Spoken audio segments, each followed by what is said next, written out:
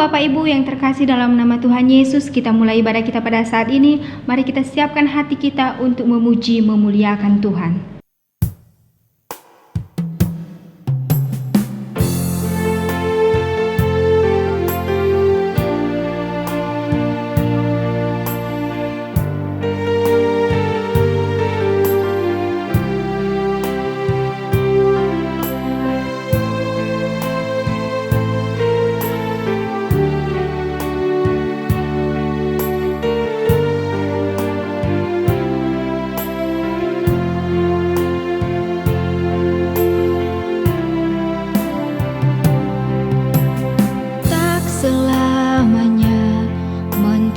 Bersinar,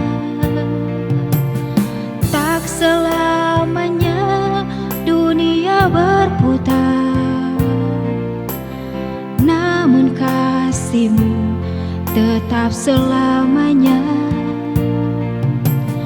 Janji-Mu Tuhan tak pernah berubah,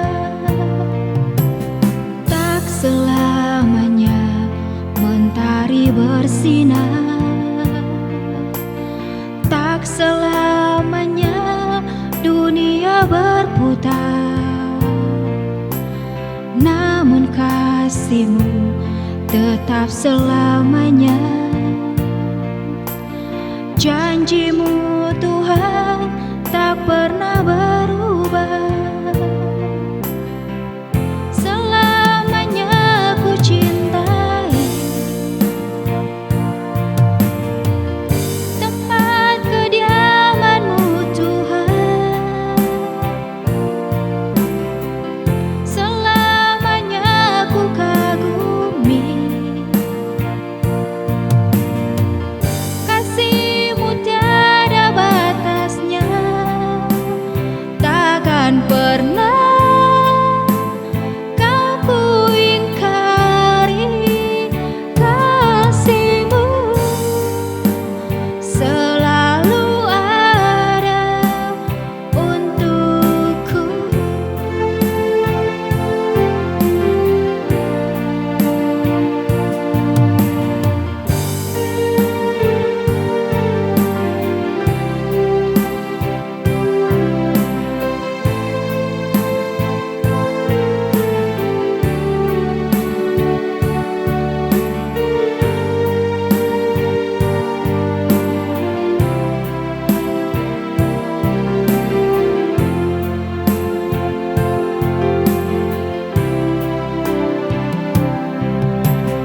Tak selamanya mentari bersinar,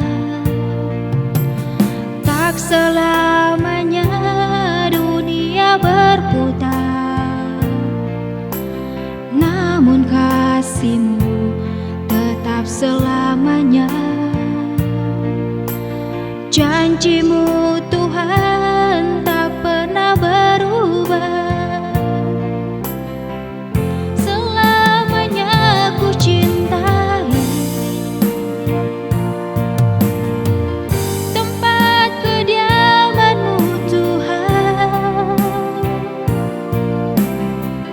selamanya ku kagumi kasih-Mu tiada batas.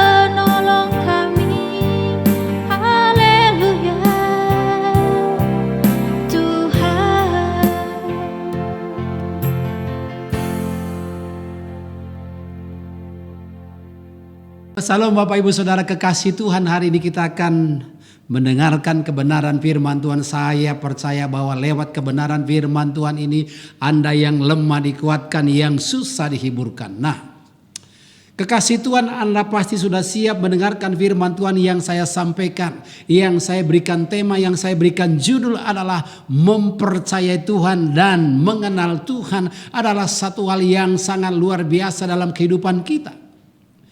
Mungkin Anda kalau sudah mengenal seseorang atau sudah mempercayai seseorang, maka Anda gampang sekali mempercayakan hidup Anda kepada dia. Karena Anda sudah mengenal dia, karena Anda sudah mempercayai dia. Nah, sama halnya kita dengan Tuhan, kalau kita sudah mempercayai Tuhan dan mengenal Tuhan. Nah, ternyata kekasih Tuhan bahwa yang namanya mengenal Tuhan itu adalah satu pekerjaan yang sangat-sangat mulia. Nah, kekasih Tuhan, kita akan perlu belajar mengapa kita harus mengenal dan mempercayai Tuhan dalam kehidupan kita. Yang pertama adalah karena itu adalah kerinduan Tuhan. Nah, Bapak Ibu Saudara kekasih Tuhan, ketika Anda sudah mengenal Tuhan, ketika Anda sudah mempercayai Tuhan, maka Anda gampang sekali untuk datang kepada Dia tanpa ragu-ragu karena Anda sudah mengenal Dia, sudah mempercayai Dia. Mari kita lihat di dalam 1 Tawarikh pasal yang ke-28 ayatnya yang ke-9. Dan engkau anakku Salomo, kenalah Allahnya ayahmu dan beribadalah kepadanya dengan tulus ikhlas dan dengan rela hati, sebab Tuhan menyelidiki segala hati dan mengerti segala niat dan cita-cita. Jika engkau mencari Dia, maka Ia berkenan ditemui olehmu. Tetapi jika engkau meninggalkan Dia, maka Ia akan membawa engkau untuk selamanya. Nah, kekasih Tuhan, dari kebenaran firman Tuhan ini, mari kita mengenal Tuhan, mempercayai Tuhan. Atau mungkin selama ini Anda mengenal Tuhan hanya dari segi kuasanya. Tetapi belajar mengenal Tuhan secara utuh, baik dari keadilan Dia, baik dari kasih-Nya. Kalau Anda mengenal Tuhan dari kuasanya, Anda yang lemah dikuatkan, Anda yang susah dihiburkan. Tetapi kalau Anda mengenal Tuhan dari kasih-Nya, maka Anda akan mengerti. Mungkin ada di antara saudara, Bapak Ibu Saudara kekasih Tuhan, yang mungkin selama ini kurang memiliki kasih dari orang tua atau dari teman-teman. Tetapi hari ini saya mau kasih tahu, ketika Anda mengenal Tuhan bahwa Dia adalah Allah, adalah Bapa kita yang mengasihi kita apa adanya kita, maka dengan demikian betapa mulianya pada waktu kita mengenal dan mempercayai Tuhan dalam kehidupan kita. Ternyata Bapak Ibu Saudara kekasih Tuhan, itulah kerinduan Tuhan, supaya kita mempercayai Tuhan, supaya kita mengenal Dia lebih dan lebih dalam lagi dalam kehidupan kita. Nah, Bapak Ibu Saudara kekasih Tuhan, kalau Anda sudah mengenal seseorang atau Anda sudah mengenal teman Anda atau teman dekat Anda, maka Anda gampang sekali memberikan sesuatu kepada teman Anda karena Anda sudah mengenal dia. Sama halnya kita dengan Tuhan, ketika kita sudah mengenal Tuhan, mempercayai Dia, maka kita gampang sekali datang kepada Dia, berharap kepada Tuhan. Karena apa? Karena kita sudah mengenal Dia. Nah, tugas yang mulia ini ternyata bahwa ini adalah kerinduan Tuhan, supaya kita mempercayai Dia, supaya kita mengenal Dia lebih dalam lagi. Apa yang terjadi kalau seandainya misalnya ada anak muda misalnya pacaran, tapi pacarnya itu nggak percaya sama dia, apa yang terjadi? Maka mungkin kalau waktu dia ajak jalan pun juga dia sungkan. Karena apa? Dia tidak percaya sama pacarnya itu. Nah, kekasih Tuhan, mari hari ini belajar mengenal Tuhan, belajar mempercayai Tuhan. Lalu yang berikutnya, yang kedua, apa yang saya maksudkan adalah mengenal Tuhan adalah bukti bahwa manusia itu berakhlak atau berpengertian. Jadi yang kedua adalah mengenal Tuhan itu berarti bahwa manusia itu memiliki akhlak, memiliki pikiran. Itulah sebabnya kenapa kita perlu mengenal Tuhan, percaya Tuhan. Nah, mari kita lihat di dalam Amsal pasal 9 ayat yang ke-10. Permulaan hikmat adalah takut akan Tuhan, dan mengenal yang Maha Kudus adalah pengertian, dan mengenal yang Maha Kudus adalah pengertian.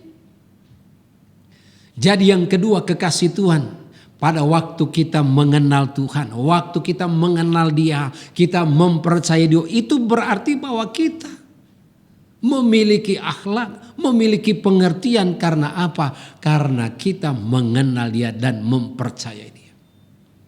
Bapak, Ibu, Saudara kekasih Tuhan, kalau mungkin selama ini Anda belum mengenal Tuhan, mari pakai akal budi Anda, hati Anda, datang kepada Tuhan, mengenal Dia. Karena mengenal Tuhan adalah bahwa sebagai bukti bahwa kita memiliki akhlak, memiliki pengertian. Itulah pada waktu kita mengenal Dia dan mengerti Dia. Lalu yang berikut, yang ketiga adalah Tuhan suka kalau kita mengenal Dia. Tuhan suka kalau kita mengenal Dia. Ada banyak orang hari-hari ini dia tidak mau dikenal, hanya di belakang layar doang.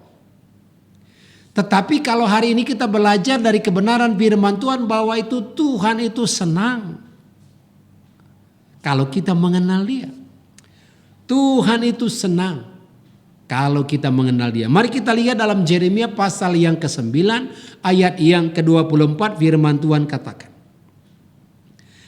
Tetapi siapa yang mau bermegah, baiklah ia bermegah karena yang berikut, bahwa ia memahami dan mengenal Aku, bahwa Akulah Tuhan yang menunjukkan kasih setia, keadilan dan kebenaran di bumi. Sungguh semuanya itu kusukai. Demikianlah firman Tuhan.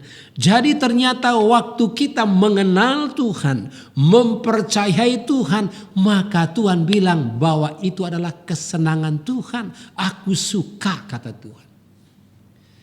Nah, Bapak, Ibu, Saudara kekasih Tuhan, pada waktu Anda sudah mengenal seseorang, tahu kesukaan dia, maka Anda gampang membawanya.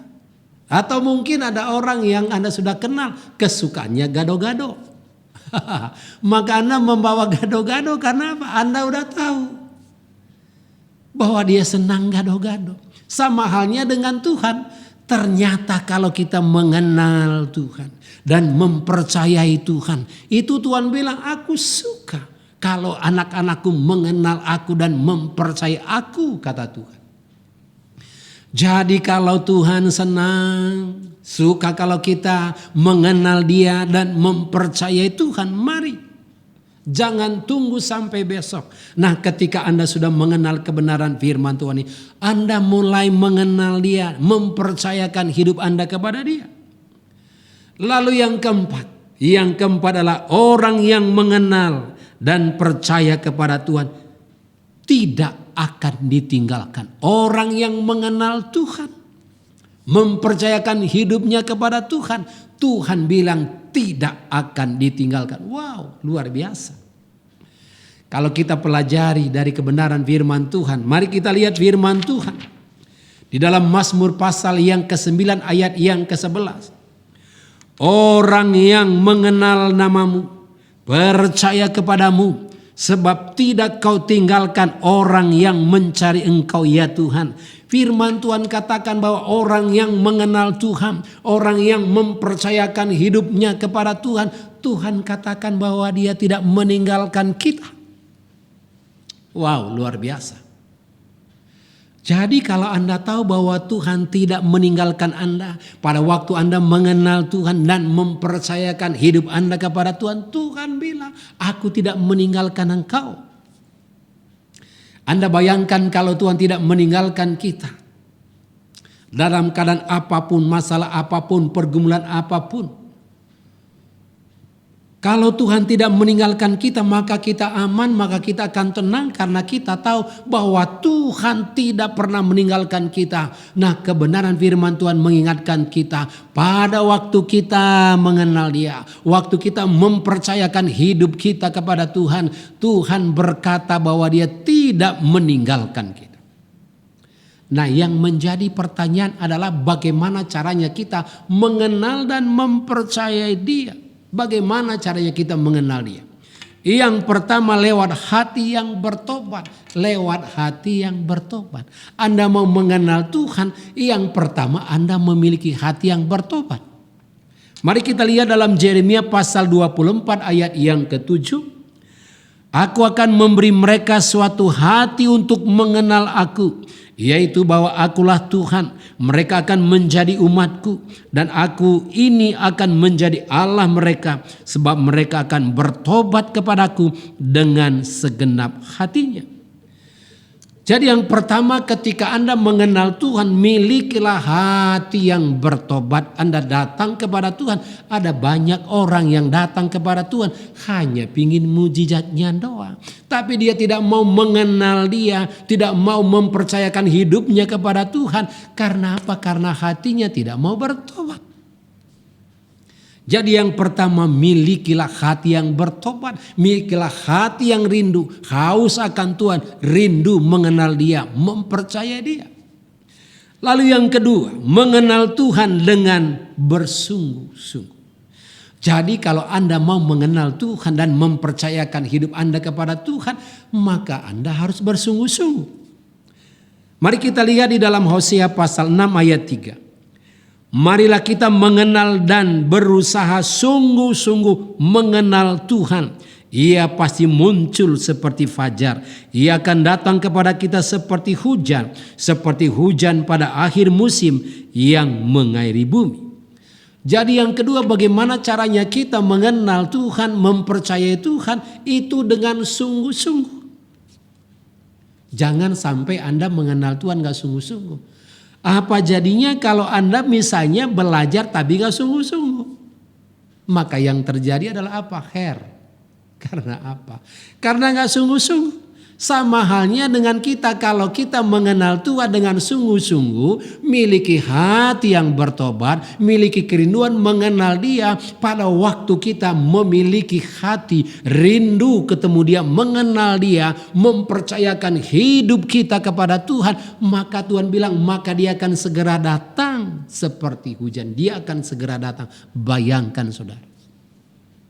Kalau Dia segera datang, maka yang terjadi kalau Dia datang pada waktu kita membutuhkan pertolongan, pada waktu kita membutuhkan yang namanya penghiburan, pada waktu Dia datang maka penghiburan ada, pada waktu Dia datang maka pertolongan ada. Pada waktu kapan? Pada waktu kita bersungguh-sungguh mengenal Dia. Itulah yang kedua. Lalu yang ketiga, mengenal Tuhan lewat Roh Kudus atau Roh Hikmat.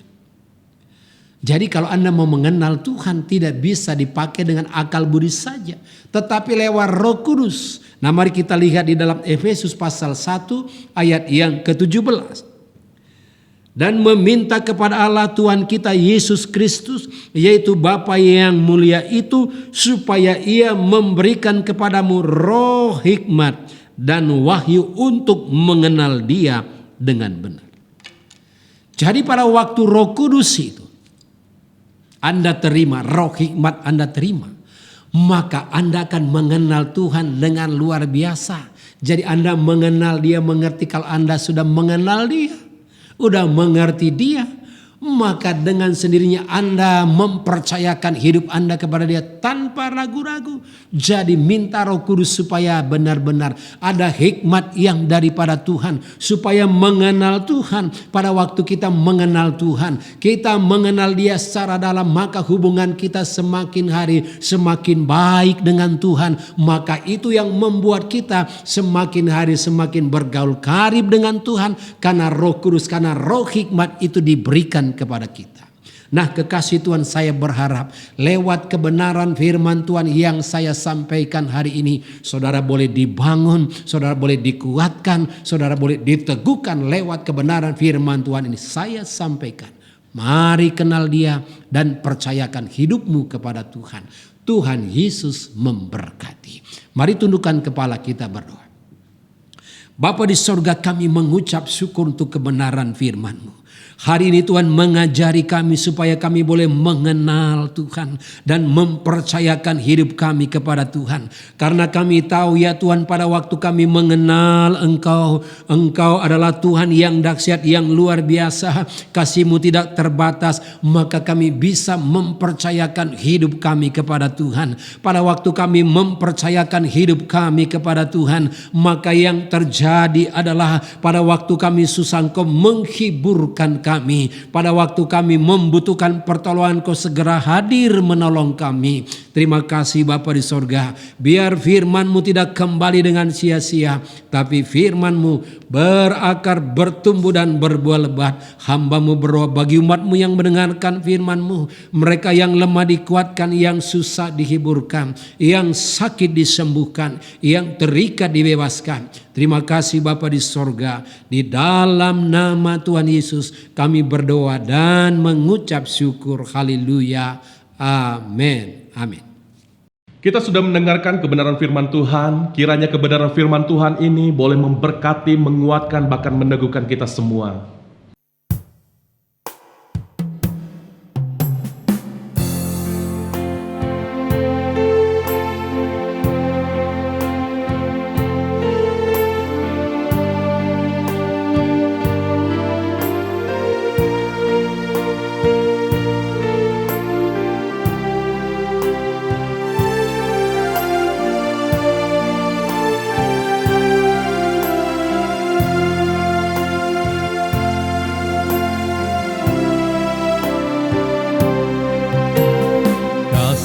Yang terindah, hati yang mulia, hanya ku temukan di dalam-Mu, Yesusku. Pujian dari hatiku selalu di setiap waktuku, tiada pernah berubah kasih-Ku.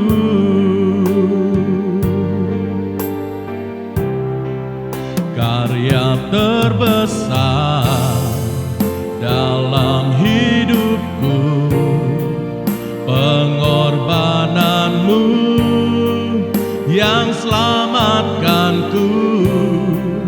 Engkaulah harta yang tak ternilai, yang ku miliki dan ku hargai.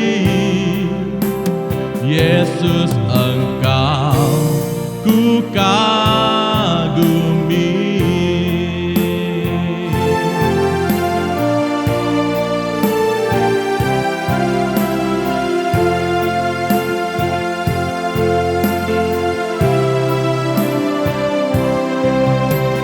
Kasih yang terindah,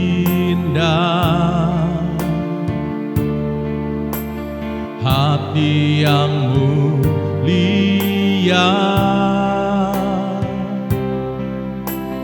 hanya ku temukan di dalam-Mu, Yesusku. Pujian dari hatiku selalu di setiap waktuku, tiada pernah berubah kasih-Ku.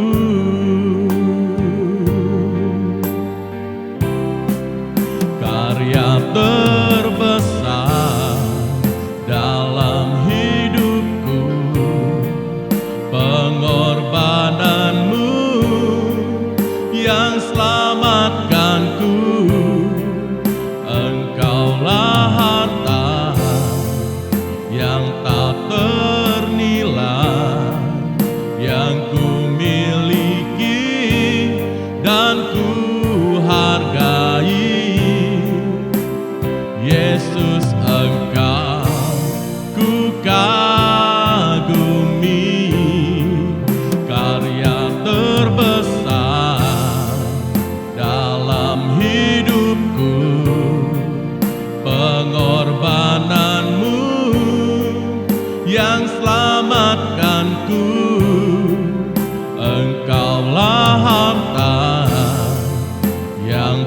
ternilai yang ku miliki dan ku hargai. Yesus, Engkau ku kagumi.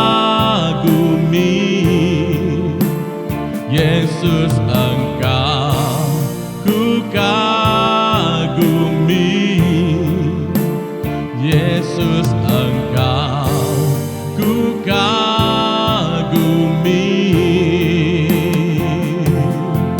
Terima kasih Tuhan buat kasih-Mu, buat kebaikan-Mu yang Kau berikan. Kami bersyukur buat anugerah-Mu Tuhan. Haleluya, haleluya.